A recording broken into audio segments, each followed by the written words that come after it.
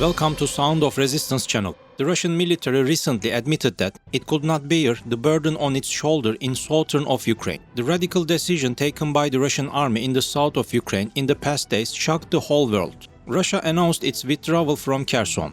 The head of the Russian army, General Surivokin, announced that the Russian soldiers would withdraw to a safer area.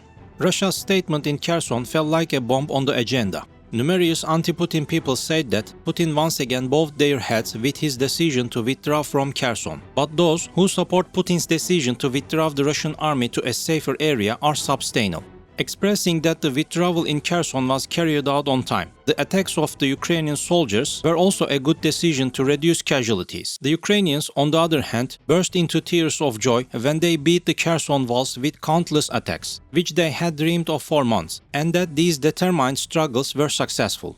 Immediately after the departure of Russian soldiers from Kherson, Ukrainian troops set off for Kherson with large convoys of vehicles. Residents of Kherson welcomed the arrival of Ukrainian soldiers in Kherson with joy and enthusiasm. The persecution and torture of the Kherson people by the Russian soldiers is among the biggest reasons why the residents of the region rejoice at the arrival of the Ukrainian soldiers. The Ukrainian army was in for a big surprise right after they started to enter Kherson. Russian soldiers did not take a large number of weapons and military equipment with them while withdrawing from the region. The Ukrainian army was overjoyed when they saw chests full of weapons belonging to the Russian army in front of them.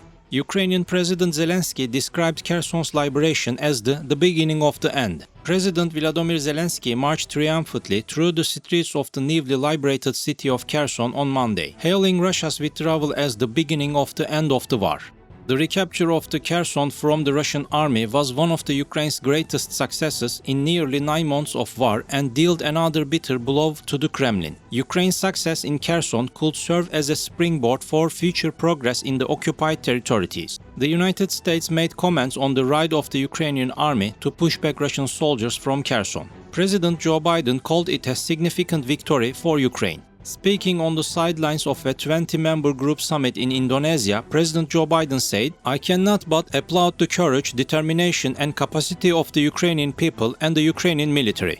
They are truly amazing. We will continue to provide the Ukrainian people with the ability to defend themselves," said. Most of the eastern and southern parts of Ukraine are still under Russian control. Although the city of Kherson has been cleared of Russian soldiers, it is still within range of Moscow's bullets and missiles. Clashes between Ukrainian and Russian soldiers still continue in the region.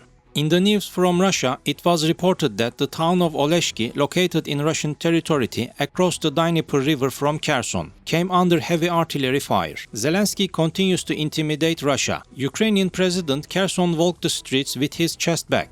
Zelensky presented medals to the soldiers at Kherson and struck a defiant note while posing for selfies with them. "This is the beginning of the end of the war," Zelensky said. "We are coming step by step all the temporarily occupied territories," said. But at the same time, Zelensky noted that the war takes Ukraine's best heroes. Ukrainians rejoiced at the end of the Russian occupation in the city of Kherson, the only provincial capital site since the beginning of the Russian occupation of Ukraine in February. But as winter approached, the remaining 80,000 residents of Kherson are deprived of heat, water and electricity, and it's only a matter of time before they are short of food and medicine. Zelensky also says that in Kherson, Russian soldiers set many traps as they retreated, and the city was full of booby traps and mines. And Ukrainian officials say signs of atrocities are emerging, just as in other liberated areas. Russian troops destroyed everything in their path, destroyed the entire power grid as Russian troops retreated from Kherson, Ukrainian officials said. The district governor said that cell phone communication service has been restored and a public Wi-Fi hotspots will start operating in the coming days. The Institute for War Studies said Ukraine had won a significant victory in Kherson and other areas west of Dnieper. NATO, on the other hand, conveyed to Ukraine that it should continue to be wary of the Russian military. NATO Secretary General Jens Stoltenberg warned that Moscow should not be taken lightly. In The Hague, NATO Secretary General Jens Stoltenberg said, "The Russian armed forces have an important capacity as well as large number of troops. By leaving Kherson, Russia has shown its willingness to bear significant losses," he said. With the departure of Russian soldiers from Kherson, the president of Ukraine personally visited Kherson to learn about the latest situation. Zelensky's trip to Kherson was another of a series of unexpected visits he made to frontline areas at critical moments of the war. It was full of symbolism and common touch aimed at raising the morale of soldiers and civilians alike. In a video shot in Zelensky Kherson, with his hand resting on his heart, Ukrainian soldiers stand by and salute the President of Ukraine, and a Ukrainian soldier waves the yellow and blue Ukrainian flag while singing the national anthem. Zelensky met with great interest from the residents of Kherson at the parade he held in Kherson. Locals cheered for Zelensky with flags on their shoulders. Many residents of Kherson couldn't hold back their tears during Zelensky's visit, wept and shouted with gratitude. One of the Kherson residents, Danila Yuhrenko, said of Zelensky's visit to Kherson, "This is great. We have been waiting for him for 9 months. Thanks," he said. Serhiy Yukimchak, 47, said he and his wife mostly spent the occupation at home to avoid the Russians and protest by refusing to use rubles as currency.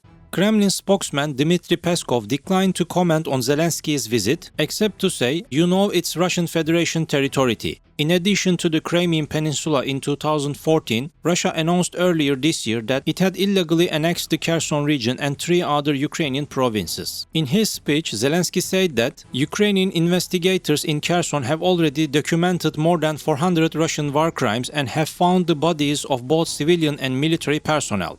In addition to Zelensky's statements, the Russian army in the Kherson region has left behind some atrocities as in other regions of our country. "No doubt we will find the murderers who committed the crime and bring them to justice," said. Local residents said that as Russian troops retreated from Kherson, they looted the city on the east bank across the wide Dnieper River and destroyed important infrastructure. Kherson region governor Yaroslav Yanushevich said that reconnecting the electric supply is a priority. The arrival of winter further complicates the situation, NATO Secretary General Stoltenberg said, saying Putin aims to leave Ukraine cold and dark this winter. Biden said he expects things to slow down a bit military in Ukraine due to the entry of winter. While lively hours continued to be experienced in the south of Ukraine, smoke started to emerge from the north and east of the country. The Russian Defense Ministry said its forces had captured the village of Pavlivka east of Donetsk.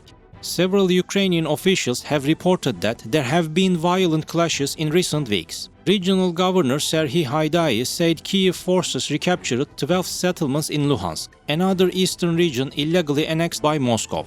After the parties gave information about the conflicts in eastern Ukraine, the USA pointed out the big problem of the Russian army in Ukraine. A senior US military official said missile and drone attacks in Ukraine have slowed somewhat since the end of October.